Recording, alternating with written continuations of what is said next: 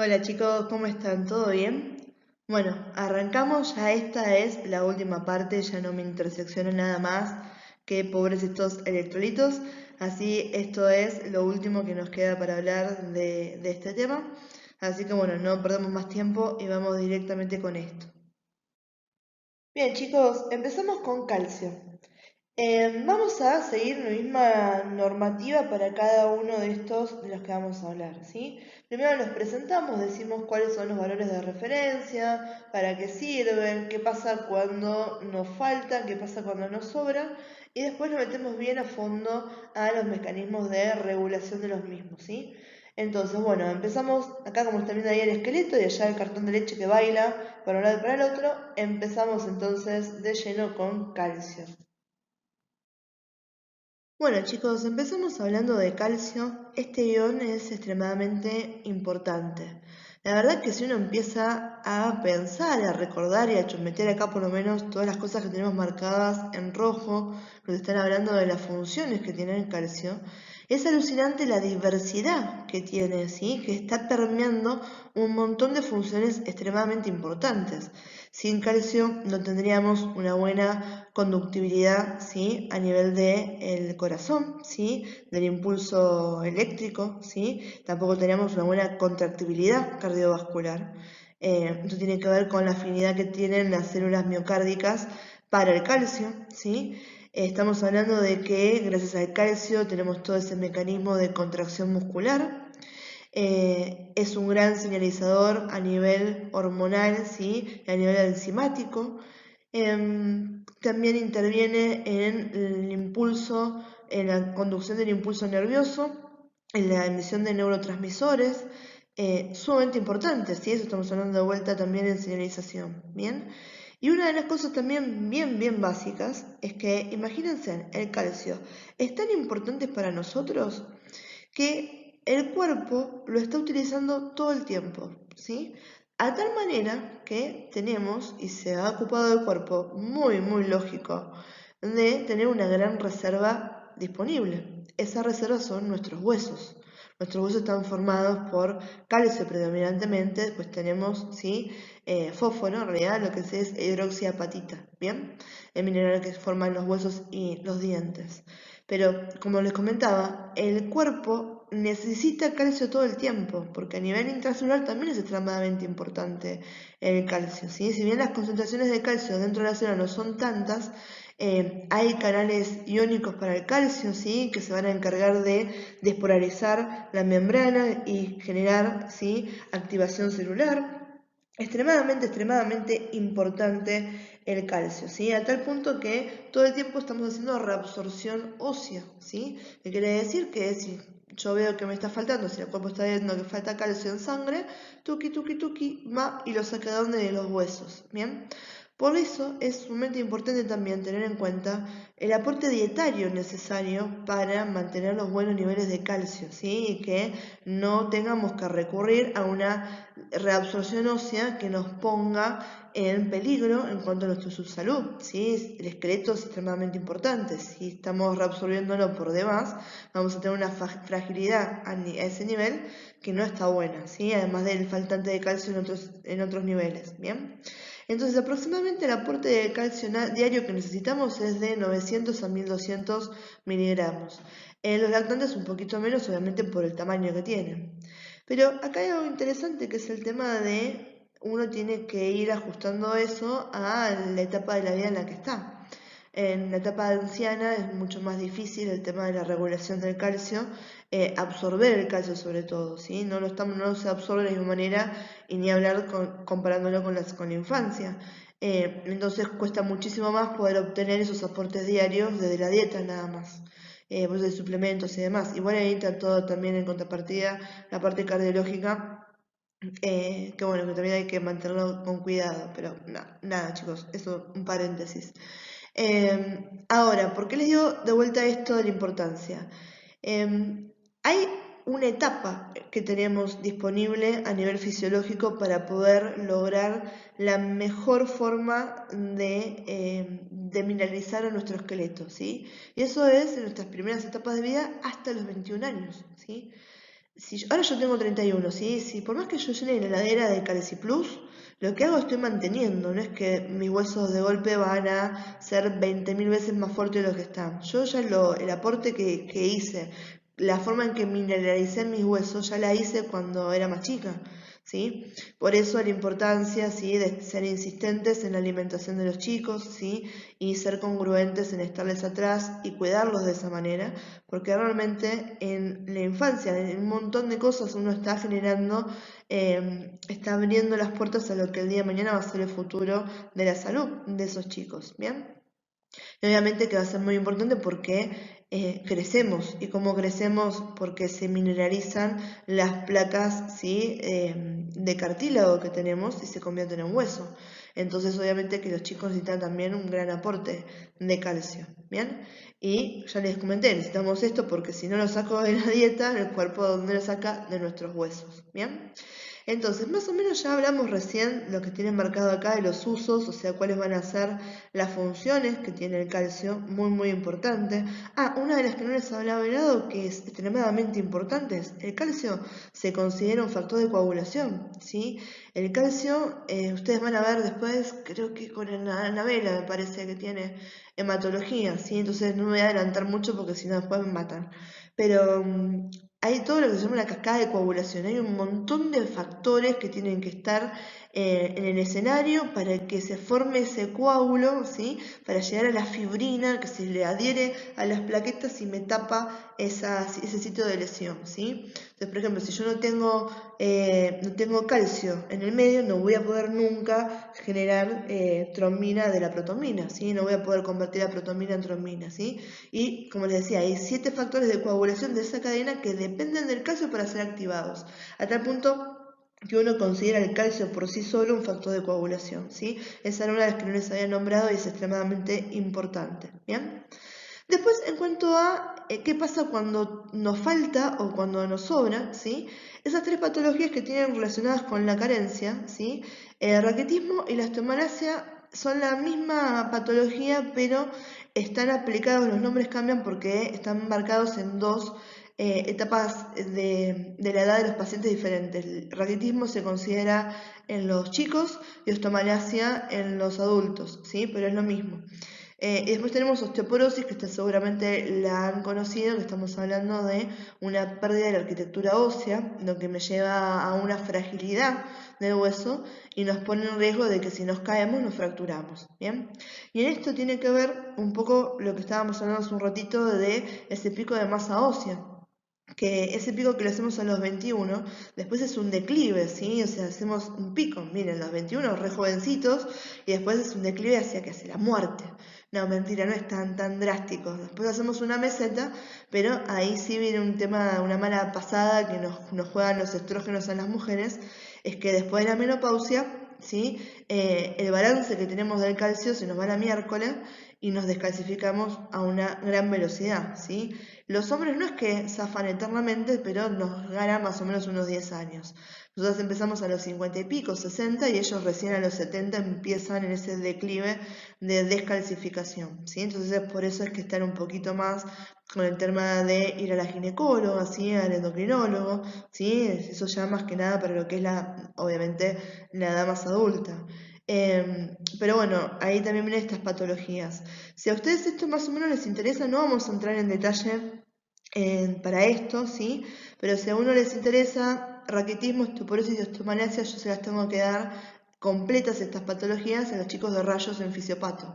Así que por ahí ahora no, porque tienen otras cosas en las que ocupar su tiempo, pero si a uno por ahí escuchó, no, pues mi abuela tuvo, mi mamá, ¿sí? Un familiar o algo, o le llama la atención, después lo pueden buscar en el canal de YouTube y chusmearlo un poco más, y si me quieren preguntar, no hay ningún problema, ¿sí?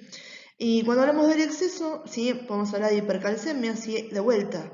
Decimos, me dicen, pero profe, si hace un montón de cosas el calcio está re bueno, ¿qué nos preocupa que tengamos mucho?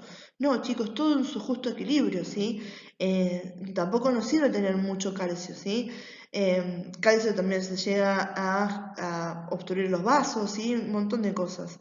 Litiasis renal lo hemos visto en la formación de los cálculos, ¿sí? Entonces, carencia y exceso en ninguno de los extremos están buenos cuando estamos hablando de algo que tiene que mantenerse en equilibrio, ¿bien? Y después ahí con el tema de las fuentes de alimentos, ¿sí? Obviamente tenemos un montón, ojo que no es solamente de los lácteos y de los quesos, sino que hay un montón de legumbres y de vegetales donde podemos encontrar calcio. Y algo es importante, chicos, si el día de mañana alguno de ustedes o sus familiares necesita hacer algún aporte extra con respecto al calcio, háblenlo con un nutricionista, porque hay un montón de alimentos, ¿sí? Que impiden la reabsorción del calcio. Entonces están buscando por un lado, ¿sí? Aportes de calcio, y si los combinas mal, o sea, no te está sirviendo. Yo nunca me acuerdo bien si es la selga o la espinaca, pero una de las dos, por ejemplo, inhibe por completo la absorción de calcio. Entonces, si vos haces espinaca con crema y queso, al cohete. Si el objetivo era comer algo rico que te gusta, no hay problema, pero si el objetivo era absorber más calcio en tu dieta, gastaste una fortuna en los componentes y no te sirvió para lo que estabas buscando, ¿sí? Entonces, ¿qué me importa de acá, chicos? Que ustedes recuerden el aporte diario, que puedan recordar, ¿sí? Por lo menos una de las patologías que podemos tener en base a la carencia y el exceso, ¿sí? Y por lo menos alguna de las funciones que acabamos de nombrar de importancia que tiene el calcio, ¿sí? Y cuando hablamos de la distribución total del calcio, esta va a ser bastante desigual, ¿sí? Vamos a ver que la mayoría del calcio, casi un 99%, ¿dónde lo encontramos? En el esqueleto, ¿sí? Formando nuestros huesos, ¿sí? Eso que les había comentado hace un rato, esos cristales de hidroxiapatita, ¿sí? Y después tenemos que el resto, ¿sí? Ese 1% que nos quedaría, ¿sí? A 1,1, si estamos mirando ahí la torta esta roja que tenemos a la derecha, va a estar en los tejidos blandos, y fundamentalmente lo encontramos donde con los compartimentos extracelulares, ¿sí? No tanto dentro de la célula, ¿sí? Y tampoco más o menos en el intravascular, ¿sí? Se forma parte de lo que son los compartimentos extracelulares, ¿bien? Una forma de medirlo el calcio, ¿sí? Yo lo puedo medir en su forma total o en su forma iónica. Cuando me dicen que estoy midiendo calcio en su forma iónica, generalmente me están diciendo calcio libre, ¿sí? ¿Qué quiere decir? Que es libre, que no está unido ni a proteínas, ni está unido a ningún complejo, como puede generarme con, ¿sí? El bicarbonato, el citrato, el fosfato, el lactato, ninguno de esos, ¿sí? Y si me dicen que estoy midiendo calcio total, entonces estoy viendo tanto su forma libre, ionizada, como su forma conjugada, ¿sí? O en realidad conjugada no es la palabra, su forma unida a esto, ¿sí? De las proteínas a las que se unen, ¿sí? La más importante, ¿sí? Va a ser la albúmina, ¿sí? La albúmina es una de las proteínas, chicos, que la tienen que tener entre ceja y ceja, porque es extremadamente importante en un montón de factores, ¿sí? Siempre, ya creo que no sé cuántas veces le hemos nombrado en esto, ¿sí? Entonces si le dicen, bueno, ¿con qué proteína puede ir asociado el calcio? Albúmina, y no se equivocan, ¿sí? La mayoría de las cosas, si le preguntan con qué proteína va asociada y dicen albúmina, o sea, nunca está bien que manden fruta, ¿sí? Pero de última es una fruta más o menos tirada que algo alguna vez escucharon y saben.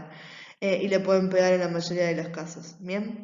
Entonces, para que nos quede bien en claro esto, ¿sí? Cuando queremos ir a evaluar cuántos tenemos de calcio en sangre, depende cómo lo queramos ver, si lo podemos evaluar libre o lo podemos evaluar en su forma total, ¿sí? Si es libre, estamos evaluando, ¿sí? La forma ionizada, ¿sí? Que aproximadamente un 50% del calcio, ¿sí? Está en esta forma libre, ¿sí? Y el resto va a estar formando, ¿sí? Complejos unidos a proteínas, ¿sí? O unido también a bicarbonato, a citrato, a fosfato, a lactato, ¿sí? ¿Cuál es el que tiene mayor importancia fisiológica? ¿Cuál es el que está interviniendo un poco más en todo lo que hemos nombrado anteriormente? El calcio ionizado, ¿sí? Entonces es uno que lo mido separado. Me interesa muchísimo ver cómo está ese, ¿sí? Bien, para hablar de la regulación de calcio, vamos a tener que tener en cuenta primero un recordatorio de lo que va a ser biología en cuanto a qué células iban a estar interviniendo en la formación de hueso, ¿sí? Los famosos osteocitos, osteoclastos y osteoblastos, ¿sí? Y después tenemos dos hormonas y una vitamina, ¿sí? Hormona paratiroidea, ¿sí? También llamada paratormona, esta hormona que es sintetizada por las glándulas paratiroides, ¿sí? Hablamos de la calcitonina, ¿sí? Que esta es una hormona que está sintetizada por la glándula tiroides, ¿sí? Y hablamos de la vitamina D, ¿sí? Esta también es extremadamente importante, que se activa a nivel de la piel y es súper importante. Ahora seguramente lo han escuchado hablar en estos tiempos de cuarentena, que les dé un poco el sol, porque si no, los niveles de vitamina B están, vitamina D, no B, D, están bajos, ¿sí? Esto tiene que ver a que hay toda una transformación bioquímica del colesterol en esto, en la forma activa de esta vitamina, a nivel de lo que está pasando con el sol en la piel, ¿sí? ¿Qué me interesa más que nada? ¿Sí? Esta vitamina D es súper importante, chicos. Sin vitamina D, igual que tenemos la paratiroidea y la calcitonina, se nos complica muchísimo. Es más, cuando uno medica al paciente, lo que se le da es vitamina D más que nada, ¿sí? Entonces, eso es para que tengan una idea de lo que vamos a hablar, ¿sí? Ahora vamos parte por parte con cada una de estas hormonas que estábamos nombrando recién. Hormona paratiroidea, también llamada paratormona, ¿sí? Esta la que va a hacer elevar el calcio en sangre, ¿sí? Entonces, si detecta la paratiroides, ¿sí? Que van a ser las glándulas que secretan esta hormona, que los niveles de calcio en sangre están bajos, esa señal me activa a las glándulas paratiroides para que éstas secreten paratormona, ¿sí? O hormona paratiroidea, que va a estimularme a los osteoclastos para que empiecen a desglosar el hueso, ¿sí? Y entonces me liberen calcio a sangre y me aumente de vuelta los niveles, ¿sí? Entonces, hormona paratiroidea, ¿cuál es el objetivo de esta? Elevarme la cantidad de calcio en sangre, ¿sí? Cuando hablamos de vitamina D, como les comentaba recién, es producida en la piel, tiene que ver con la exposición solar y algunas comidas, ¿sí? Y esta va a ser un gran regulador, ¿sí? Me está ayudando a regular ese calcio que tengo en sangre, ¿sí? Y es tanto la función reguladora que tenga, que justamente la estamos usando, los valores deficientes de ella, los linkeamos directamente con patologías como las nombramos recién, que son debilitantes a nivel óseo, raquitismo, osteomalacia, ¿sí? Y ahora nos queda paso de diapo y hablamos un poco más de la calcitonina y después lo vemos todo en un esquema. La calcitonina, ¿sí? Yo les comentaba que esta era producida en la glándula tiroides, ¿sí? Y sería la contracara a la paratormona, ¿sí? Esta entonces lo que va a hacer es bajar los niveles de calcio en sangre. Cuando la glándula tiroides va a detectar que los niveles de calcio en sangre son muy altos, esa información le hace secretar, ¿sí? Calcitonina, ¿sí? La calcitonina de vuelta va a interaccionar con estas células que son los osteoclastos y le va a decir, bueno, hasta acá llegaron, ¿sí? Acá se inhibe su función. Van a retardar entonces el desglosamiento de hueso, por lo tanto no estamos incorporando más iones de calcio a la sangre, ¿sí? Y entonces se me están regulando, ¿sí? La cantidad de calcio que tengo. Si estoy dando tiempo de consumir ese extra que tenía y que estemos en niveles normales. Y todo esto va a ser cíclico, ¿sí? Están todo el tiempo jugando la paratormona y la calcitonina para mantenerme esos niveles de calcio los más estables posibles. ¿Y quién va a ser el referee? ¿Quién va a ser la reguladora de todo este mecanismo ahí en el medio? La vitamina D, ¿sí? Entonces, paratormona, calcitonina y vitamina D, extremadamente importantes, ¿para qué? Para la regulación y el metabolismo del calcio en el organismo. Esto es lo que les comentaba, sí, bien recordatorio, ahí lo dice incluso a la derecha en el margen superior de biología, sí, estas son las tres células que podemos hablar, osteoblasto, osteocito y osteoclasto, ¿sí? Yo le decía clasto y siempre le hago como la mano de Pac-Man, además lo estoy haciendo ahora aunque ustedes no me ven, porque le decía de esa manera, ¿sí? Porque para mí en mi cabeza, ¿sí? La boca que come reabsorbe el hueso, entonces me acordaba de esa manera que el osteoclasto era el encargado de reabsorber, ¿sí? Entonces, osteoblastos, ¿sí? Estos van a formarme y sintetizarme la matriz ósea, ¿sí? Entonces, y van a darme obviamente esa resistencia al hueso, están conformando a el tejido. El osteocito es la célula ósea madura que va a mantenerme vivo al tejido, ¿sí? Y el osteoclasto, este que estamos tocando ahora y que nos interesa, ¿sí? Son estas células de gran tamaño, ¿sí? Que se formaron en la médula ósea y ahora su función cuál va a ser la reabsorción ósea y también la eliminación de tejido no deseado. A estos osteoclastos es a los que le están molestando todo el tiempo la paratormona y la calcitonina. La paratormona que le dice, che, ponete a laburar, y la calcitonina que le dice, bueno, podés descansar y dejar de reabsorber el tejido óseo. Entonces, acá en este esquema tenemos el resumen de esto que acabamos de hablar. Por un lado tenemos, esto para que se ubiquen ustedes en lo que es anatomía, este sería el cartílago tiroides de la laringe, ¿sí? Esto sería la tráquea, estamos acá, ¿dónde? En la parte anterior del cuello, ¿sí? Ustedes se tocan la barbilla, el mentón, y bajan la mano ahí, a esa altura, más o menos, ¿sí? Por debajo de la barbilla, tocándose el cuello, a esa altura, la mitad del cuello, es esta parte de que estamos hablando acá, ¿sí? Y acá tenemos, esta es la glándula tiroides, ¿sí? Que está formada por dos lóbulos, un lóbulo derecho, un lóbulo izquierdo, en algunos casos una variación anatómica que es este que está acá, que sería un lóbulo piramidal. Y en la parte posterior de esta glándula se ubican estas 4 glándulas chiquititas ovoideas de un color amarillento que son las paratiroides, ¿sí? Y acá en las que estábamos diciendo recién, fíjense en que siempre tenemos, cuando hablamos del sistema endocrino, ¿sí? Más que nada, un tema de estímulo-respuesta. Entonces llega un estímulo, se genera una respuesta, ¿sí? Y eso me está buscando ¿qué cosa? El equilibrio, la homeostasis, ¿sí? Buscar siempre, ¿sí? Equilibrar, mantener las cosas como tienen que estar. Entonces, empecemos acá que decimos, el calcio está muy alto, ¿sí? Si tenemos esto en sangre, los valores de calcio en sangre son altos. ¿Quién va a estar atenta a esto y a quién le va a interesar esta señal? A esta que está acá, que es la glándula tiroides, ¿sí?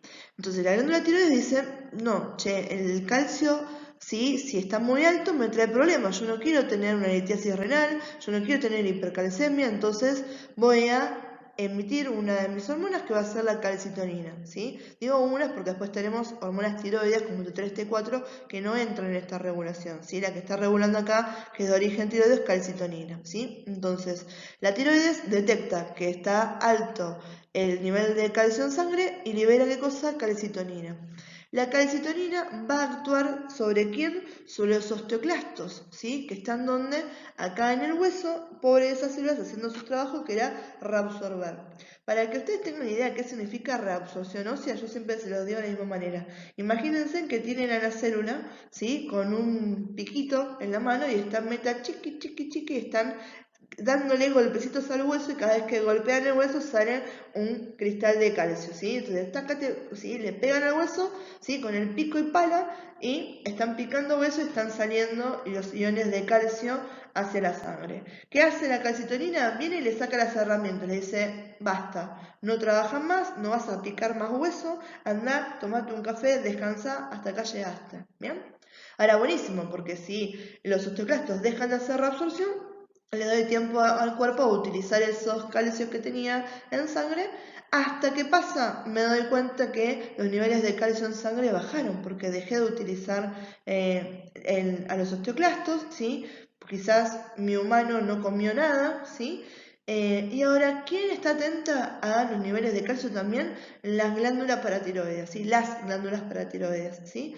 Si estas detectan que los niveles de calcio en sangre bajaron por fuera de lo que es lo normal, van a secretar hormona paratiroidea o paratormona, ¿sí?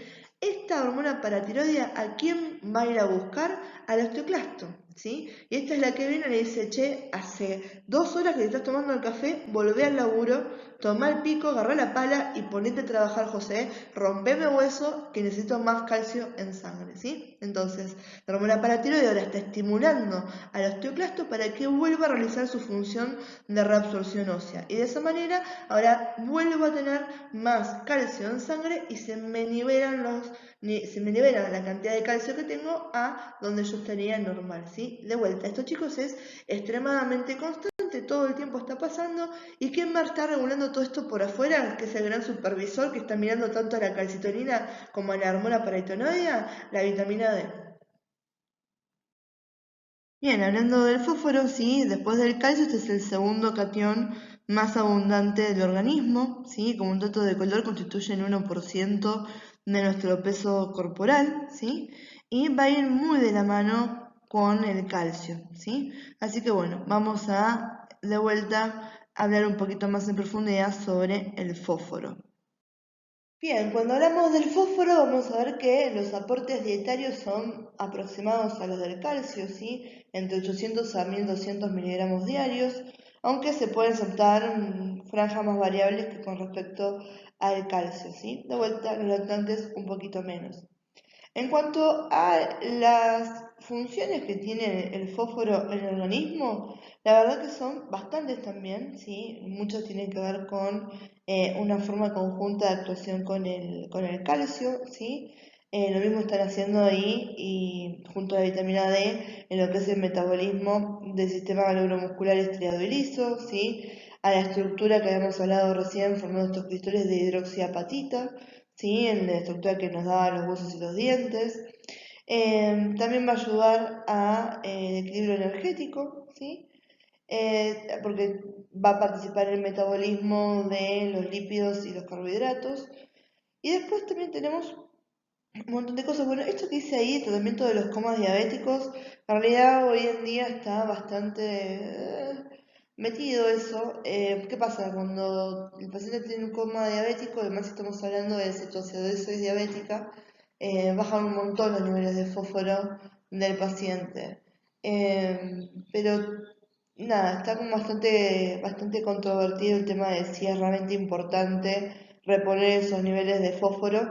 O sea, no es que le haga mal al paciente, sino que no es hoy en día uno de los puntos principales en el tratamiento, ¿sí? Tiene más que ver el tema de manejo, obviamente, de la insulina y del sodio junto con esta, más que el fósforo como un factor determinante. Pero bueno, si ustedes leen, van a ver que obviamente el manejo del fósforo y del resto de los electrolitos y demás, y los minerales es extremadamente importante cuando tengo un paciente en ese estado, porque se me descompensa de todos lados y ver dónde lo estoy arreglando es sumamente importante, ¿sí? Después, bueno, me dice componentes fosfoproteínas, componentes de membrana, ¿sí? Los famosos fosfolípidos, membranas lipídicas de todas las células, ¿sí? Extremadamente importante con eso. Ahí vemos por qué tenemos tanto, ¿sí? Después tenemos que a nivel de lo que es la parte enzimática, ¿sí? Activa, ¿sí? De acuerdo, tienen procesos de fosforilización que son de activaciones, ¿sí? Enzimáticas y hormonales, ¿bien? En la sangre va a actuar como buffer regulando el pH, ¿sí? ¿Qué más? Bueno, sí, forma parte de estructuras sumamente importantes como son los nucleótidos, ¿sí? Teníamos cuando hablamos de ADN, ¿sí? Hablamos de ARN, ¿sí? Estamos hablando de que tenemos un grupo fosfato, una pentosa y una base nitrogenada, ¿sí? Ese grupo fosfato, bueno, acá lo tenemos. Y dentro de esos nucleótidos, uno súper importante, el ATP, ¿sí? Adenosín trifosfato, esos enlaces energéticos que había entre las moléculas de fósforo son extremadamente importantes. Y después cuando hablamos de su función como segundos mensajeros, ¿sí? ATP cíclico, ¿sí? O GTP cíclico también sumamente importante como regulador, ¿bien? Cuando hablamos de la carencia del fósforo, estamos hablando de una hipofosfatemia. En este caso está mucho más relacionado con patologías como son la osteomalacia y el raquitismo. Fíjense que van muy de la mano con lo que es el calcio, ¿sí? También lo tengo en la osteoporosis, ¿bien? Pero generalmente una osteomalacia o raquitismo por hipofosfatemia es mucho más común que sea el fósforo el que está más descendido que quizás tanto el papel que cumple el calcio en esa patología. Después tenemos también lo que se llama la piorrea, que acá estamos hablando de una inflamación y una infección puede ser agregada a esta de los ligamentos y los huesos que están dando inserción al diente, ¿sí? Y el problema con el exceso con este es más que nada que es un guacho. Cuando tengo mucha concentración de fósforo en sangre, me inhibe la correcta absorción de calcio y me puede generar una hipocalcemia, ¿sí? Algo de vuelta también tengo que tener en cuenta con los pacientes diabéticos, ¿sí? Y si yo tengo una hipocalcemia, ¿sí? Y tengo forma de, impido también el tema de absorber calcio, ahí obviamente puedo tener pérdida ósea porque va a aumentar de cosa la reabsorción, ¿sí? De los huesos para poder liberar ese faltante que tenemos. Bien, en cuanto a la distribución del fósforo va a ser bastante similar al calcio, ¿sí? Si uno prestó atención al calcio, fósforo va más o menos caída de la mano, ¿sí? Vamos a ver que la mayor parte del contenido de fósforo, donde lo tenemos en los huesos, ¿sí? Principalmente formando estos cristales de hidroxiapatita, que son los constituyentes de los dientes y los huesos, ¿sí? Después el resto lo tenemos repartido entre lo que va a ser el líquido extracelular y los tejidos blandos, formando parte así de macromoléculas y también como compuesto inorgánico cuando estamos hablando de hidrógeno fosfato, ¿sí? Los compuestos del fósforo, estuvimos nombrando si recién, están implicados en importantes procesos bioquímicos celulares, ¿sí? Sobre todo esto que tiene que ver con la generación y transferencia de energía, ¿sí? ATP, GTP, fósforo, ¿sí? Sus uniones, extremadamente importante a nivel celular, ¿sí? Y después, cuando lo vemos en circulación el fósforo y lo queremos medir, lo vamos a encontrar de la misma manera que habíamos hablado del calcio. Tenemos fósforo que circula libre, ¿sí? Que va a estar ionizado, va a estar unido a proteínas y va a estar formando complejos, ¿sí? Con el sodio, con el calcio, con el magnesio, ¿sí? Y eso va a ser una fracción más pequeña, la que está unida a las proteínas, ¿sí? Después tenemos aproximadamente un 35% que es el que está formando esos complejos, como les comenté recién, ¿sí? Bien, yendo un poquito más a profundidad acá, hablando del metabolismo del fósforo, ¿sí? Vamos a ver que está un poquito menos regulado que el del calcio. Igual en realidad están bastante de la mano uno con el otro, ¿sí? Vamos a hablar de los dos lugares donde estamos teniendo absorción de fósforo, que van a ser básicamente a nivel intestinal y a nivel renal. Y todo esto está regulado, ¿sí? Por la 1,25 de hidroxivitamina D3, que es el calcitriol, la forma activa de la vitamina D, y la PTH. PTH no es otra más que la hormona paratiroideas o paratormona, ¿sí? Estas dos entonces van a estar involucradas en cómo voy a absorber fósforo, ¿sí? Y cuáles van a ser los estímulos que desencadenen eso, ¿bien? Entonces, la mayoría de lo que va a ser el fósforo yo lo puedo incorporar por la dieta de forma orgánica o de forma inorgánica, ¿sí? Si lo incorporo de forma orgánica, ¿sí? Ahí entra la fosfatasa alcalina para convertírmelo en su forma inorgánica, ¿bien? La absorción a nivel intestinal, ¿sí? Vamos a ver que muchas veces esto viene también del aporte de la leche o de algunos de sus derivados y lo absorbemos a nivel del intestino, ¿sí?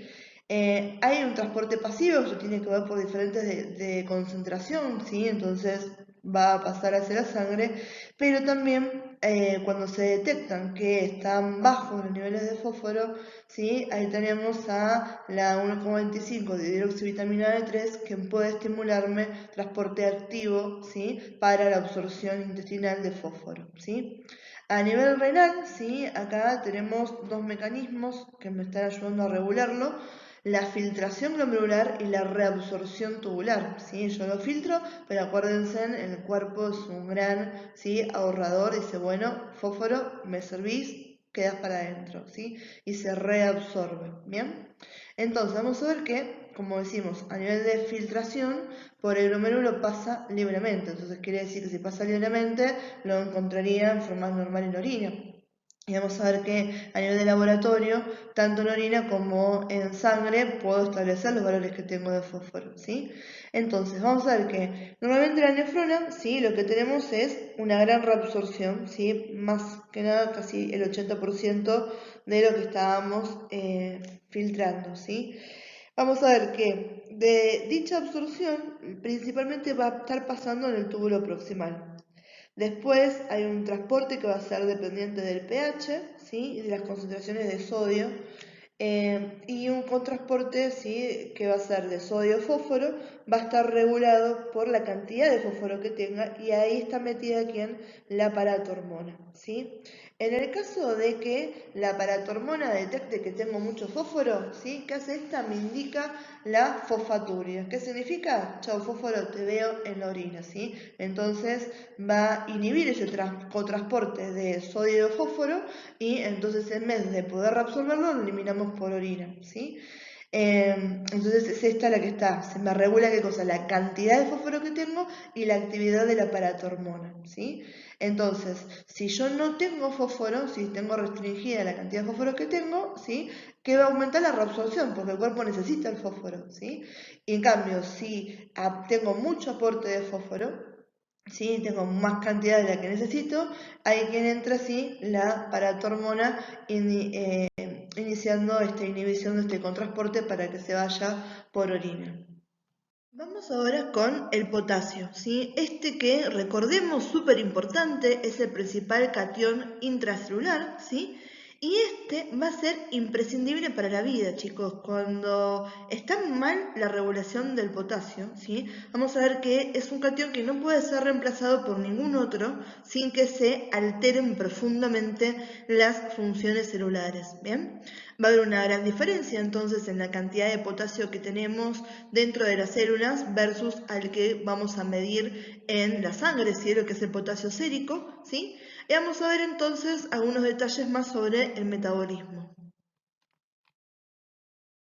Bien, entonces, hablando un poco más de este ion, ¿sí? Lo más importante, chicos, es recordar que es el principal catión intracelular. Acá el tema de los aportes diarios necesarios, fíjense que es bastante variable y no es tan definitorio a nivel dietario cómo se maneja el potasio, ¿sí? Sino que tiene que ver más que nada de un equilibrio que haya en los diferentes compartimentos corporales, ¿sí? Entonces, viendo esto que es el principal catión intracelular, es muy marcada la diferencia cuando lo comparamos a niveles séricos. El valor normal de potasio sí, sérico oscila entre 3,5 y 5 equivalentes litro, mientras que los valores normales de potasio intracelular están entre los 140 a 150 equivalentes litro, ¿sí? Entonces fíjense en que es muy marcada la diferencia que tenemos ahí, ¿sí? Y este catión, como les había dicho, ¿sí? Es imprescindible para la vida, va a estar asociado a funciones muy pertinentes, sobre todo a nivel neuromuscular, ¿sí? A nivel cardíaco, ¿sí? Esto tiene mucho que ver con la permeabilidad de las membranas, ¿sí? Dependiendo del potencial de membrana de reposo que viene de las diferencias del pasaje de potasio intra y extracelular, es que tenemos los mecanismos de transmisión nerviosa, contracción muscular, contractibilidad cardíaca, ¿sí? Hablamos de súper importante en ese sentido. Mantiene el equilibrio ácido-base, ¿sí? El potasio actúa como buffer o solución tampón que me está amortiguando, ¿sí? Los cambios, sobre todo cuando tenemos ácidos fuertes, ¿sí? En caso de acidosis metabólica. Y después vamos a ver que tenemos, ¿sí? Como siempre, los dos extremos. ¿Qué pasa cuando tengo muy poco y qué pasa cuando tengo mucho? ¿Sí? Vamos a ver que en líneas generales las afectaciones terminan siendo bastante parecidas, ¿sí? Cuando hablamos de un exceso de potasio, ¿sí? Estamos hablando de una hipercalemia o hiperpotasemia, ¿sí? Acá estamos hablando de que los valores de potasio sérico van a ser por arriba de 5,5 equivalentes litro, ¿sí? Y si ya estamos hablando de que son más de 6,5, ahí ya el paciente tiene un riesgo muy probable de desarrollar arritmias ventriculares que terminan siendo fatales, ¿sí? Mucho lo que está afectando a nivel del corazón, ¿sí? Vamos a ver que estados de hipercalemia o de hiperpotasemia son infrecuentes si el paciente tiene una función renal normal, ¿sí? Es raro que venga esto, pero hay algunas otras causas en las que uno puede sospechar una hipercalemia que sea de otro origen, ¿sí? En líneas generales, cuando hablamos de las hipercalemias, las podemos separar en hipercalemias que son por redistribución, donde el potasio está pasando del compartimiento intracelular al compartimiento extracelular. Eso pasa, por ejemplo, en estados de hiperglucemia, ¿sí? Ahí estamos hablando de que hay una hiperosmolaridad en el compartimiento extracelular, entonces el potasio, ¿sí? Está yendo para ese lado, ¿sí? Y a veces también cuando hablamos de pacientes que tienen déficit de insulina, ¿sí? Que sabemos que la insulina es uno de los factores que promueve la captación de los iones potasio por la bomba de sodio y potasio transmembrana, ¿sí? Y después cuando estamos hablando de la siguiente causal grande de hipercalemia, estamos hablando de que aumenta en sí el total de potasio corporal, ¿sí? Este es bastante, mucho más raro incluso que los trastornos por redistribución, ¿sí? Esto generalmente puede estar asociado ya a disfunción renal cuando disminuye el filtrado renal que tenemos del potasio, ¿sí? Estamos hablando de que son pacientes que tienen un clearance de creatinina menor a 20 mililitros minutos, ¿sí? Bastante potenciado eso, ¿sí? Y en este caso, el cuadro clínico de estos pacientes, sí, vamos a tener que hay trastornos cardíacos, trastornos neuromusculares, ¿sí? Paresia, ¿sí? Que es falta de movimiento muscular, ¿sí?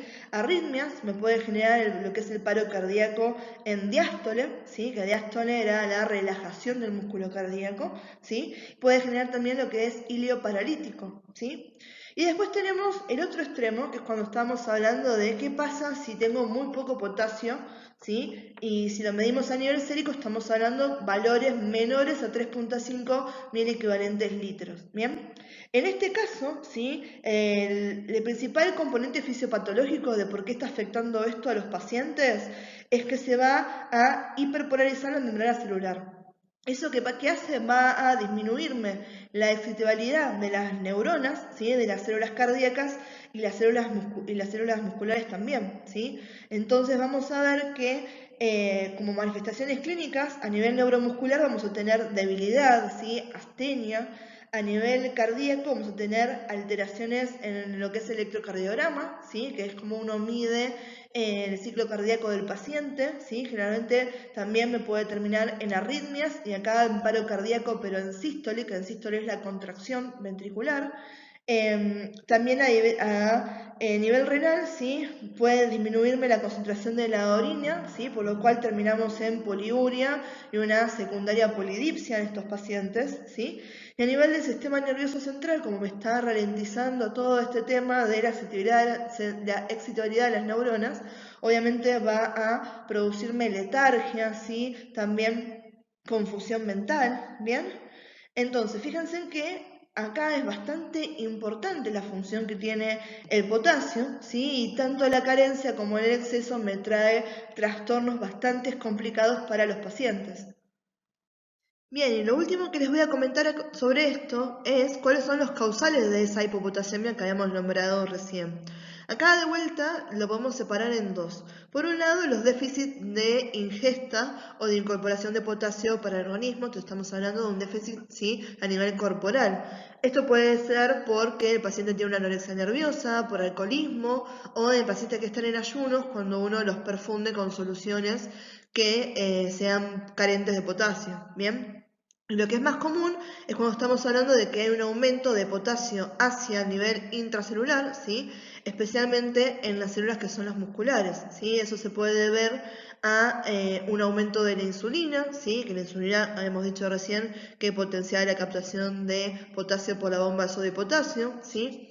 También cuando uno está estresado, por ejemplo, aumentan las catecolaminas endógenas, esto también hace que ingrese más potasio a la célula, ¿sí?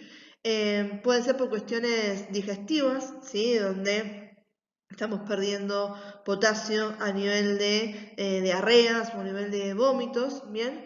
E incluso en algunos casos donde hay quemaduras graves, ¿sí? Estamos perdiendo potasio a través de lo que va a ser la piel, ¿sí? Entonces eso también pueden ser algunos causales, ¿sí? Donde terminamos con una hipocalemia o una hipopotasemia. Bien, y habíamos hablado que la presencia del potasio iba a ser extremadamente importante e imprescindible para que la célula cumpla con sus funciones biológicas normales.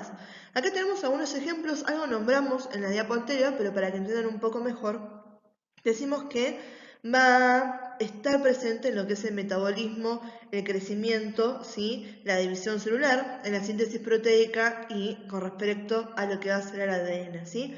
Cuando hablamos de crecimiento y demás, tiene que ver porque con respecto a los cromosomas, ¿sí? El potasio va a estabilizar a los telómeros, ¿sí? Y evita que se pierdan pares de bases, ¿sí? En todo lo que va a ser la división celular.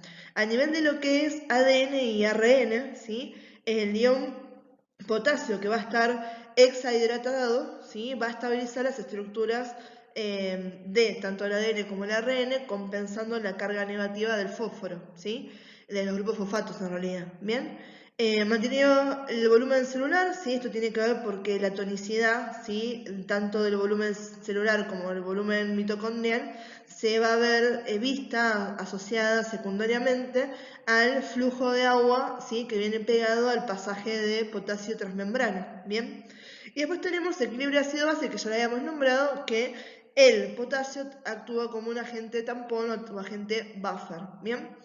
Y lo último que tenemos acá, habíamos dicho que ¿sí? Solamente un 2%, ¿sí? Muy poquitito de lo que tenemos de potasio fuera de las células. Y especialmente dónde va a estar, en cuáles células encontramos más, y en aquellas que el porcentaje de células que tenemos de músculo esquelético, ¿sí? Es el que más tenemos en concentración, ¿sí? Entonces ahí es donde vamos a encontrar mayor cantidad de potasio, ¿sí? Entonces en las células musculares, ¿bien? Entonces vamos a ver que hay una relación entre lo que es la masa muscular del individuo y la cantidad de potasio total que tienen esas personas, ¿bien? Desde el potasio sobre todo el intracelular. Bien, y cuando hablamos de el mecanismo en el cual vamos a absorber y excretar potasio, ¿sí? Va a estar relacionado más que nada a nivel digestivo, ¿sí? Cuando hablamos de los ingresos, ¿sí? Son fácilmente a nivel digestivo, particularmente como cloruro de potasio, ¿sí? Se absorbe rápidamente el intestino delgado, ¿sí? Acá no está mediado por nada muy específico, va a pasar por transporte activo y como transporte pasivo cuando hablamos de que está ligado al pasaje del sodio y del agua, ¿sí? Una vez que es absorbido, ¿sí? Que pasa lo que es el compartimento extracelular, rápidamente, porque la mayoría de las células de nuestro cuerpo, si no todas, tienen una alta afinidad y alta permeabilidad con respecto al potasio, va entonces a incorporarse al compartimento intracelular, donde vamos a ver que es donde más se distribuye, ¿sí? Después, cuando hablamos de cómo eliminamos el potasio, principalmente lo eliminamos a nivel renal, ¿sí? Donde tenemos una pequeña reabsorción, pero ahí también tenemos, ¿sí? La forma de excretarlo, ¿bien? Y cuando la capacidad de excretarlo a nivel renal se ve comprometida, se descubrió, creo que en el 87 fue, por algunos ensayos, que a través del epitelio del colon sí se podía secretar potasio, ¿sí? De esta manera también se eliminaba con las heces, ¿bien? En cuanto a los reguladores hormonales más importantes para el ingreso del potasio a las células, habíamos nombrado a la insulina, ¿sí? También tenemos a los beta-agonistas. Estos que hacen, reducen el potasio sérico, ¿sí? Y también reducen la captación que tengan por las células adiposas y hepáticas. En cuanto a la distribución, también ya lo habíamos nombrado que prácticamente va a estar más que nada en los que son las células musculares, ¿sí? Todo lo que es músculo esquelético, pero también vamos a ver que hay una distribución hacia el hígado, ¿sí? Hacia los glóbulos rojos y también hacia los huesos. Bien, vamos a ver que el ejemplo más claro y más común cuando estamos hablando de transporte activo primario, ¿sí? Va a ser el de la bomba de sodio y potasio. Bien, acuérdense que acá estamos haciendo transporte con gasto de energía porque estamos yendo en contra del gradiente de concentración de estos solutos. Bien, y para poder utilizarlo, en este caso se acuerdan que tanto el sodio como el potasio son iones, o sea que son moléculas con cargas. ¿Sí? Habíamos dicho que las moléculas con cargas no pasaban de una por la membrana plasmática. Entonces necesita sí o sí tener una proteína que sea transportadora, mediadora, para que me ingrese o me saque estas moléculas del medio citoplasmático al medio extracelular y del medio extracelular hacia el medio citoplasmático. ¿Bien? Entonces, con respecto a esas proteínas, hay algo que ustedes tienen que entender para que sea más sencillo lo que vamos a explicar, todo el proceso que tiene esto, ¿sí? Las proteínas transportadoras van a cambiar su configuración y cuando cambian la configuración cambian la afinidad, o sea, qué tanto le gusta un ion u otro ion, ¿sí? O sea, qué tanto le va a gustar el sodio o qué tanto le va a gustar el potasio, ¿bien? Esas configuraciones van a ser abiertas hacia el lado citoplasmático como estaba recién o abiertas hacia el lado extracelular como estaba, ¿sí?, hace un ratito, ¿sí? Cuando mira abierta hacia el citoplasma, sí es una configuración, y cuando me está mirando abierta hacia el lado extracelular es otra configuración.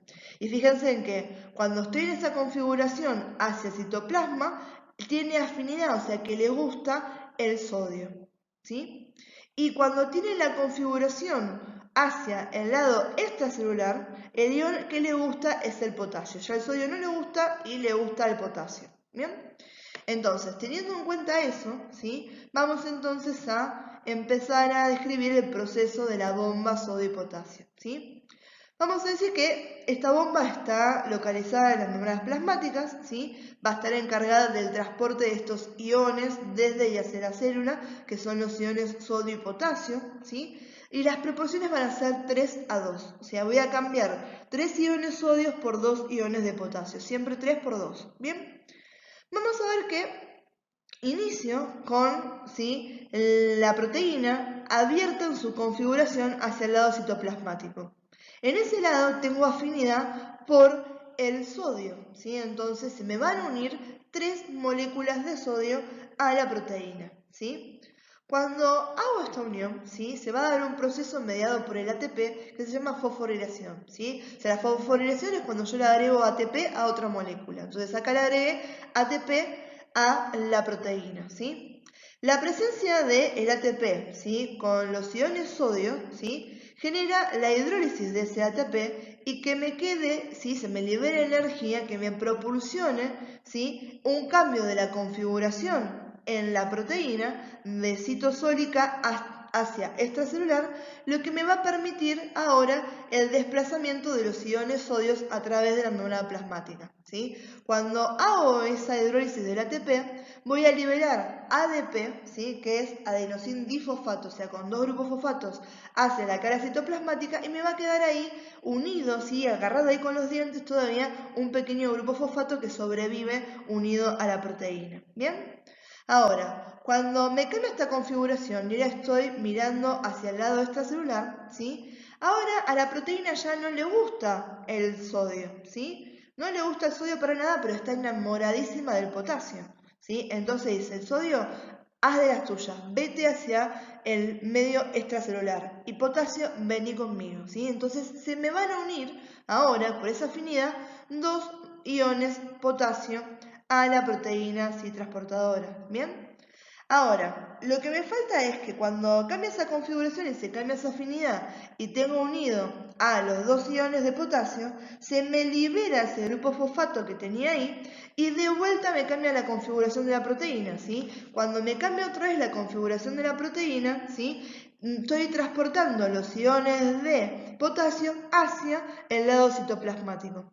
¿Y qué pasaba cuando la proteína cambiaba su configuración hacia el lado citoplasmático? Cambiaba la afinidad. Entonces, esta proteína que no se decide si le gusta el sodio o le gusta el potasio, ¿sí?, ahora le dijo al pobre potasio, que lo había ilusionado con promesas de amor, que ya no lo quiere más. Entonces dice, potasio, andá a hacer de las tuyas dentro del espacio citoplasmático.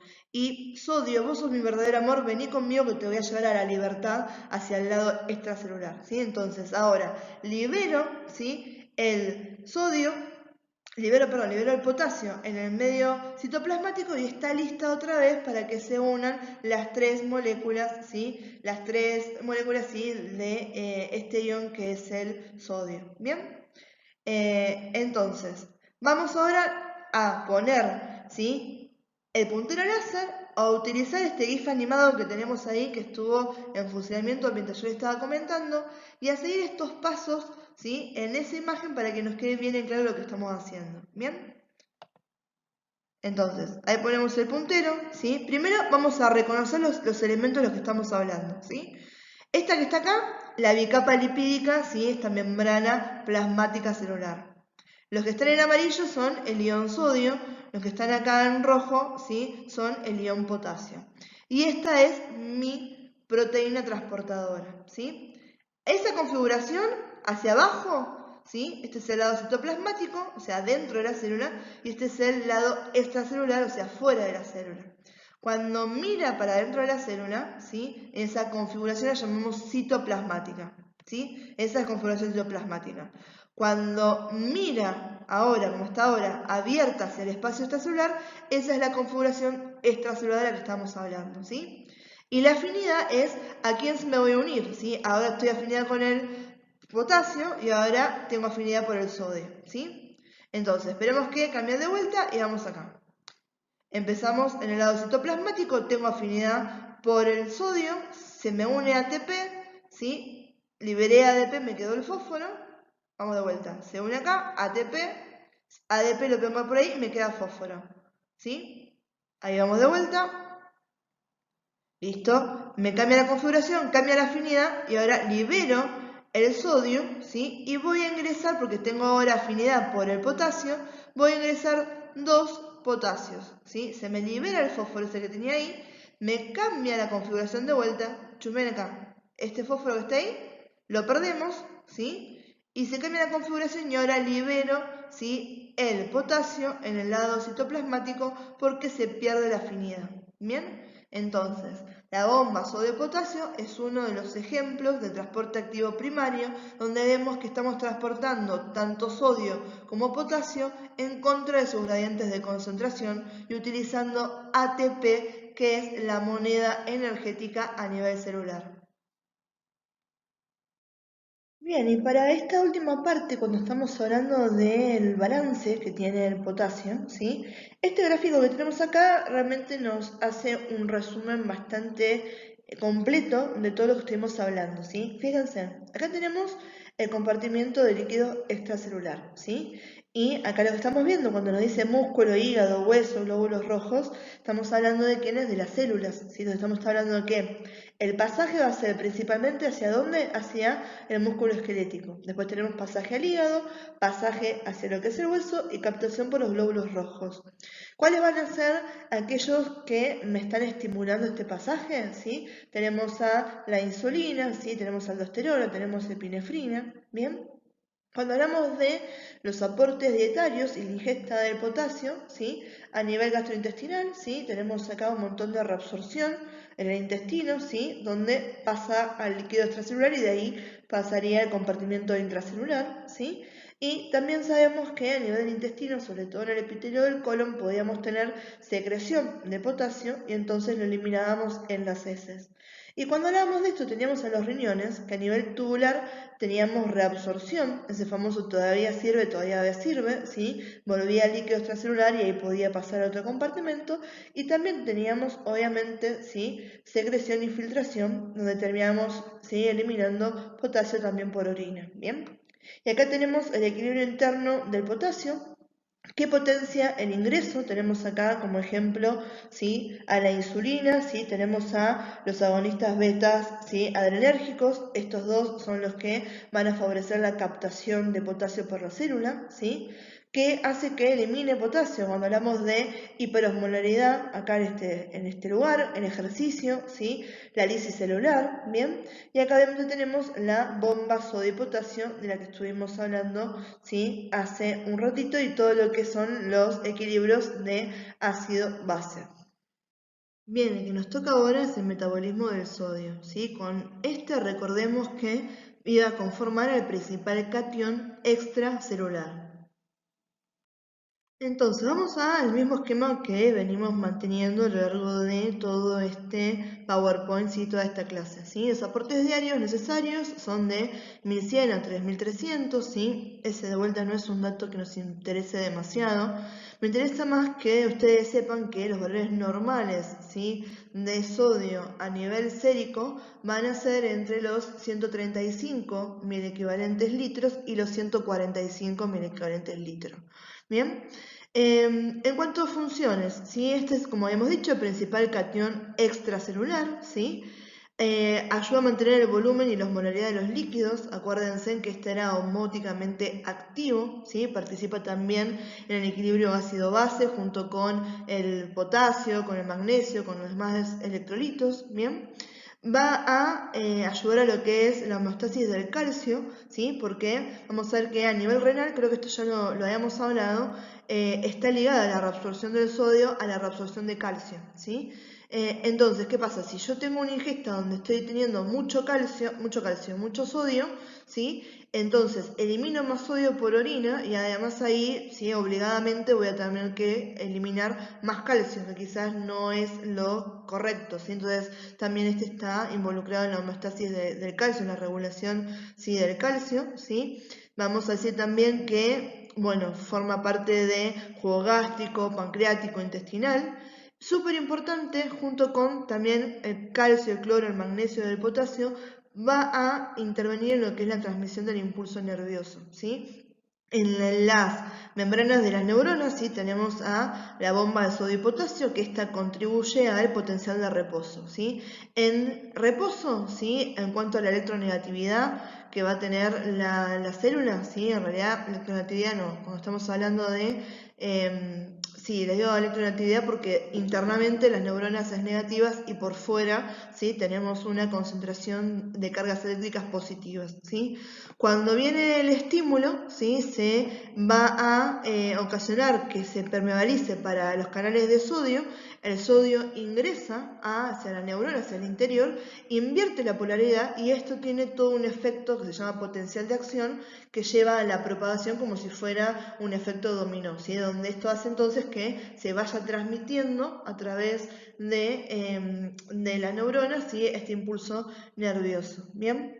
También, cuando nos dice ahí que ayuda a mantener la estructura ósea relacionado con el tema del calcio y además el sodio es un componente de la matriz inorgánica de los huesos, ¿bien? Y ahora, cuando hablamos de los extremos que tenemos, ¿sí? ¿Qué pasa cuando estamos por fuera de estos valores normales que dimos, tanto por un exceso o porque nos falta, ¿sí? Cuando hablamos de carencia, estamos hablando de hiponatremia, ¿sí? Y en este caso, esto es bastante común en los pacientes que van a estar hospitalizados, ¿sí? Entonces es un estudio que se va a pedir bastante a nivel de laboratorio cuando estén trabajando con pacientes en condición hospitalaria, ¿sí? Esto lo tenemos que chequear muchísimo, tiene que ver también el sodio, está muy ligado a la hidratación del paciente, ¿sí? Y el tema del agua sabemos la importancia que tenía como un regulador supremo, ¿sí? En un montón de cosas del organismo. Entonces, cuando los niveles de sodio sérico están por debajo de los 135 miliequivalentes litros, ¿sí? Ahí estamos diciendo que el paciente tiene una hiponatremia, ¿sí? Esta hiponatremia va a estar siempre asociada a una retención renal de agua, ¿bien? Entonces, ¿esto qué me lleva? A que haya una hiperhidratación celular, ¿bien? Que voy a tener en relación con los solutos, ¿sí? Voy a tener mucha agua, ¿sí? Y pocos solutos, lo que va a hacer que se pase agua desde el compartimento extracelular al compartimento intracelular, ¿sí? Y se me generen edemas intracelulares. ¿Cuáles van a ser las células particularmente afectadas por esto? Las neuronas, ¿sí? Esto va a llevar a un aumento de la presión intracraneal, ¿sí? Porque el encéfalo, que es el cerebro, que se encuentra en el cráneo, ¿sí? Ustedes saben que el cráneo es como si fuera una bóveda, ¿sí? No tengo forma de expandirme, ¿sí? Mucho más allá de lo que permite, ¿sí? Mi cabeza, el cráneo, el hueso. Bien, entonces, si esto empieza a aumentar de tamaño, es finito lo que puede aumentar de tamaño.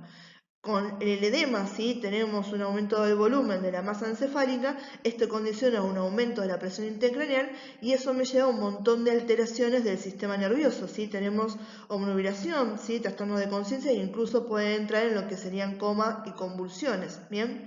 También hablamos de, asociado a la hiponatremia, tenemos un cuadro de hipotensión, ¿sí? Por este pasaje de líquido hacia el compartimento intracelular que me disminuye el volumen intravascular y por lo tanto también me disminuye lo que va a ser la presión arterial, ¿bien? Cuando estamos del otro lado, estamos hablando ahora de una hipernatremia, ¿sí? Acá estamos hablando de que los valores séricos del sodio van a ser mayores a los 145 miliequivalentes litros, ¿bien? Esto va a estar asociado a ¿qué cosa? A un déficit de agua, ¿sí?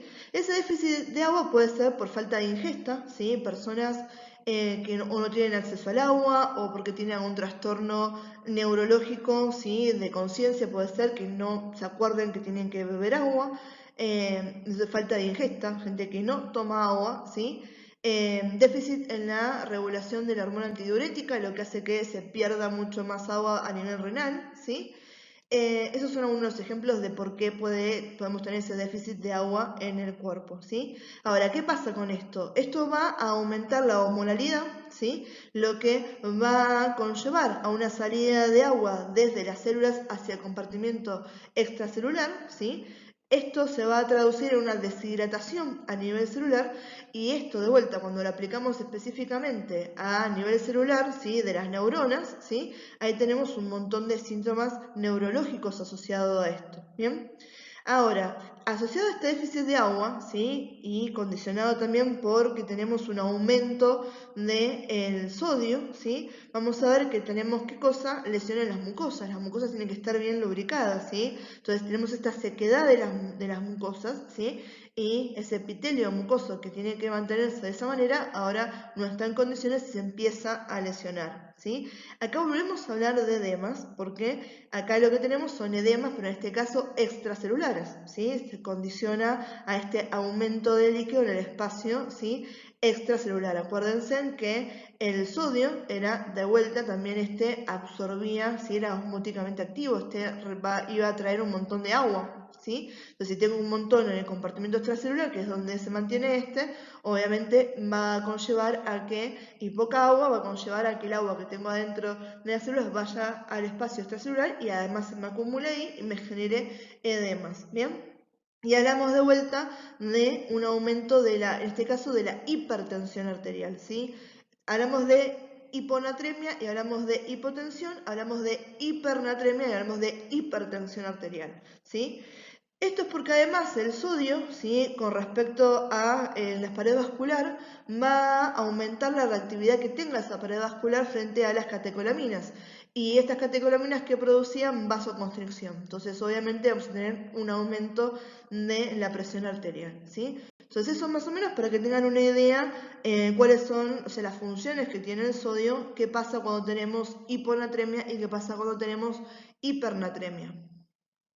Bien, y acá hablamos un poco de cuál va a ser la distribución de este sodio orgánico, ¿sí? Recordamos de vuelta, importante que lo tengan en cuenta, que es el principal catión extracelular, ¿sí? Y acá dividimos en un 70 y un 30, ¿sí? 70% va a ser aquel sodio que es intercambiable y de regulación fisiológica, ¿sí? Donde el 68% es el que se encuentra en el compartimento extracelular y el 2% restante está en el compartimento intracelular. Ese 30% que nos queda, ¿sí? Ese es no intercambiable, porque es el sodio que está formando parte, ¿sí? De la matriz inorgánica de los huesos, ¿sí? Y también forma parte del tejido conectivo, ¿sí? Entonces eso es estructural y no es intercambiable, no es el sodio fisiológico del que estamos hablando, ¿bien? Volvemos a recordar acá brevemente, ¿sí? Si tiene que decir acotadamente cuáles son las funciones que tiene, ¿sí? El sodio en el organismo: equilibrio de los líquidos corporales, regulación de la presión arterial, ¿sí? Vimos recién qué pasaba, ¿sí? Cuando tenía mucho, tenía poco, regulación de la osmolaridad plasmática, ¿sí? Y funcionamiento de músculos y nervios, ¿sí? Sobre todo con esto que es el estímulo de la conducción nerviosa, ¿sí? La propagación de este impulso. Bien, y en cuanto a los mecanismos que vamos a tener de absorción del sodio, vamos a ver que en la mayor parte del que se consume, ¿sí? Ya más de un 90% del que está presente en los alimentos, va a ser absorbido a nivel del tubo digestivo, particularmente como transporte activo tanto en el intestino delgado como en el colon, ¿sí? Metabólicamente vamos a ver que el nivel de sodio que tengamos en el compartimento extracelular va a estar condicionado por la función renal, ¿sí? Y bajo mecanismos endócrinos. Acuérdense que habíamos hablado cuando vimos renal, todo este mecanismo, ¿sí? Renina, angiotensina, aldosterona, ¿sí? La acción de la hormona antidiurética, ¿sí? Compartimento comportamientos cardiovasculares, ¿sí? Y toda esta regulación va a ser de forma automática, ¿sí? Entonces, la cantidad total de sodio que hay en el líquido fuera de la célula va a determinar también el volumen, ¿sí? Que van a tener estos fluidos de compartimento extracelular y cómo se relaciona con el resto de los compartimentos, ¿bien? Entonces, fíjense que acá nos está volviendo a recordar que ese equilibrio del sodio lo logramos al momento de integrar tanto lo que va a ser el sistema nervioso, por un lado, como el sistema hormonal, ¿sí? Todas estas hormonas que están actuando, que les estuvimos nombrando recién, y ese sistema nervioso lo habíamos nombrado cuando hacíamos referencia al hipotálamo, ¿sí? Hablamos de los hormoreceptores, de esta sensación de sed que hacía que podíamos ingerir más agua, por ejemplo, ¿sí? Entonces, chicos, eso es lo que estamos acá explicando en esta diapositiva. Muchas cosas nos remiten a los que vimos en fisiología renal, ¿sí? Porque justamente a nivel de los riñones está muy involucrado lo que va a ser el metabolismo, ¿sí? Del sodio. Bien, acá estamos viendo otra vez, ¿sí? Un cuadrito de resumen que nos va a servir para volver a hablar de ciertos contenidos que nombramos en las diapos pasadas. Volvemos a recordar que el riñón va a ser el principal regulador del sodio. Y algo que es interesante en cuanto a la ingesta del sodio, ¿sí? Que tiene que ser igual a lo que va a ser la excreción del sodio, ¿sí? Entonces, en un adulto promedio, si estamos hablando de 1000 equivalentes, a nivel de lo que es la ingesta dietaria, se obtienen diariamente 150.000 equivalentes. De estos 150, ¿sí? Se estima que 140 se pierden a nivel renal, 5 se pierden a nivel de lo que va a ser la piel, ¿sí? Por sudoración, y 5 a nivel de lo que van a ser las heces, ¿sí? Entonces, ahí tenemos el sodio ingerido, ¿sí? Va a pasar a el compartimento extracelular, que es ahí donde está ese principal catión del compartimento extracelular, ¿sí? Ahí teníamos, ¿sí? De este sodio ingerido lo fraccionábamos en 70-30. Ese 70% que iba a ser el sodio fisiológico, ¿sí? Que se quería hacer intercambiable, teníamos un 68% en el espacio extracelular y el 2% restante recién en el intracelular. Y el 30% que nos quedaba, ¿sí? Lo ubicábamos ¿dónde? En el sodio óseo, el que estaba formando la matriz inorgánica de los huesos, ¿bien? Y abajo tenemos entonces la salida, ¿sí? A nivel de riñón, a nivel gastrointestinal, ¿sí? Con las heces en formas normales también lo podemos perder, ¿sí? Si hay emesis, si hay vómitos, ¿bien? Y a nivel de la piel, con la sudoración en fracciones normales, y si hay quemaduras, obviamente, ¿sí? Eso también va a contribuir a la salida del sodio. Bien, ya vamos terminando, ¿sí? El que nos queda acá un poco más corto que los demás es el cloro. Este va a ser el principal anión extracelular. En cuanto a los soportes diarios de etarios, ¿sí? Oscilan entre los 1500 y los 5100 miligramos, ¿sí? En cuanto a los valores séricos que tenemos del cloro, ¿sí? Los tenemos desde 96.000 equivalentes hasta 106.000 equivalentes, ¿sí? Cuando hablamos de que tenemos menos de 96 es carencia, estamos hablando de hipocloremia, y cuando estamos hablando de más de 106.000 equivalentes, estamos hablando de un exceso, y ahí estamos hablando de una hipercloremia, ¿sí? En cuanto a los usos, vamos a ver que está muy ligado al sodio, que lo acabamos de ver, ¿sí? Incluso cuando hablamos de la ingesta, la mayoría de la ingesta de cloro para nosotros es como cloruro de sodio, ¿sí? En los alimentos, ¿sí? O directamente en la sal. Vamos a ver que también va a estar relacionado con lo que es el equilibrio ácido-base, ¿sí? Obviamente también con lo que es el volumen de los líquidos, ¿sí? Disminuye la tensión arterial, favorece la digestión, es uno de los componentes principales, por ejemplo, del jugo gástrico, ¿sí? Ácido clorhídrico, estamos hablando de ahí, también de los jugos a nivel pancreático e intestinal, ¿sí? Y después también colabora tanto con el calcio, con el magnesio, con el potasio en la transmisión del impulso nervioso, ¿bien? Cuando tenemos hipocloremia, ¿sí? Generalmente está asociado esto a trastornos digestivos, ¿bien? Obviamente por este déficit de ácido clorhídrico podemos tener, ¿sí? Se dificulta todo lo que es la absorción de los alimentos, eso es lo que nos puede llevar a esa caída del cabello y los dientes, ¿bien? Lo que sí está más interesante es que muchas veces está asociado a la hiponatremia y como tanto va a estar relacionado, ¿sí? La hipocloremia a la hipotensión arterial, ¿sí?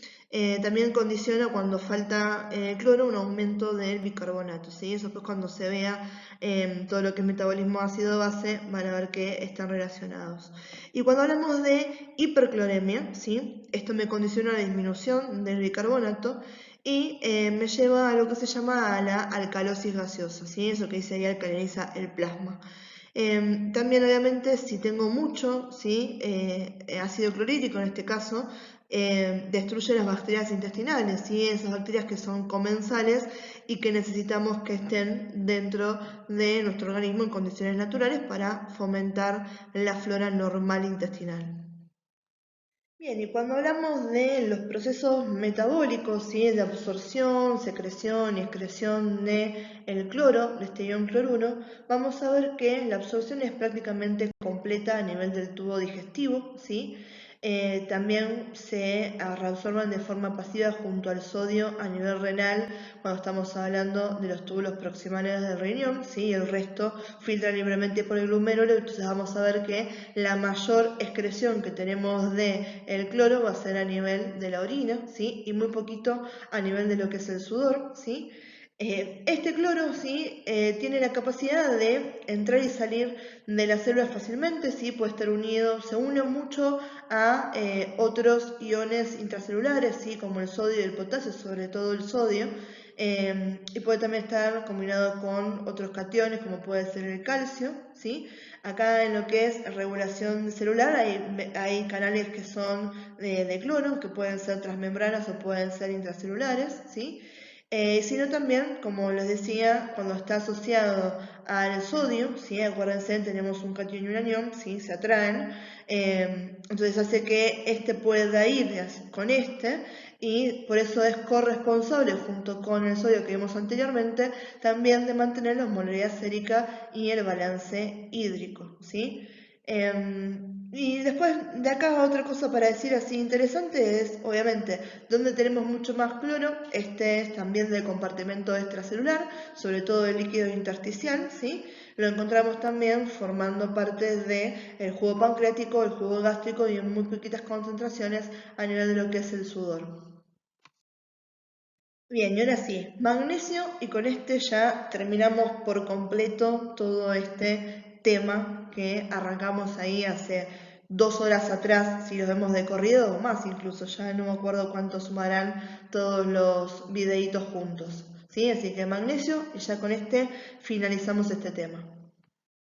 Bien, entonces, cuando hablamos de el magnesio, ¿sí? Los aportes diarios necesarios a nivel dietario son de 250 a 350 miligramos diario.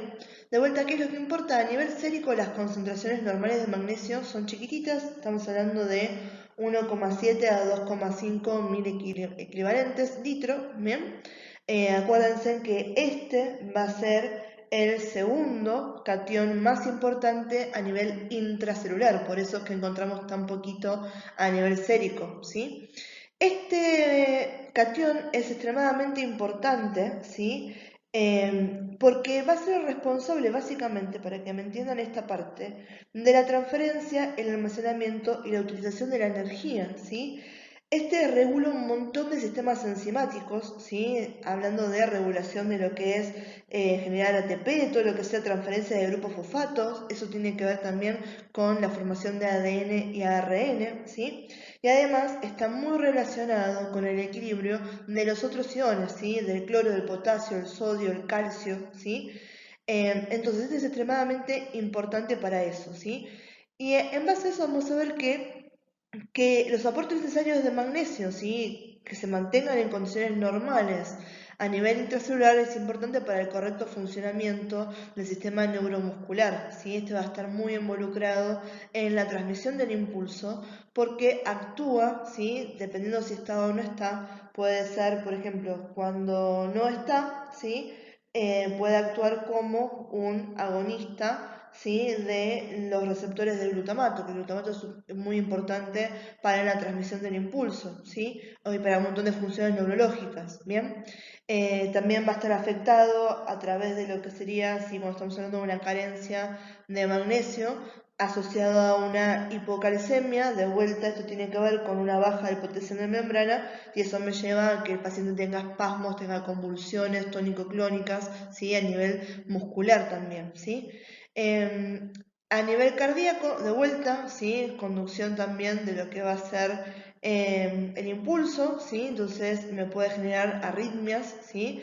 Estas arritmias, si uno no las detecta, pueden terminar siendo mortales, ¿sí? Muy asociado a el desbalance que tenemos sobre el magnesio, ¿sí? Cuando hablamos de una hipomagnesemia. Y ahí lo que les decía abajo lo tienen separado, lo más importante, ¿sí? El magnesio participa como cofactor en numerosas reacciones enzimáticas, entre ellas aquellas en las que participa el ATP, ¿sí? Fíjense en todos los procesos a nivel celular que ustedes vieron también en genética, de replicación, transcripción y traducción, ¿sí?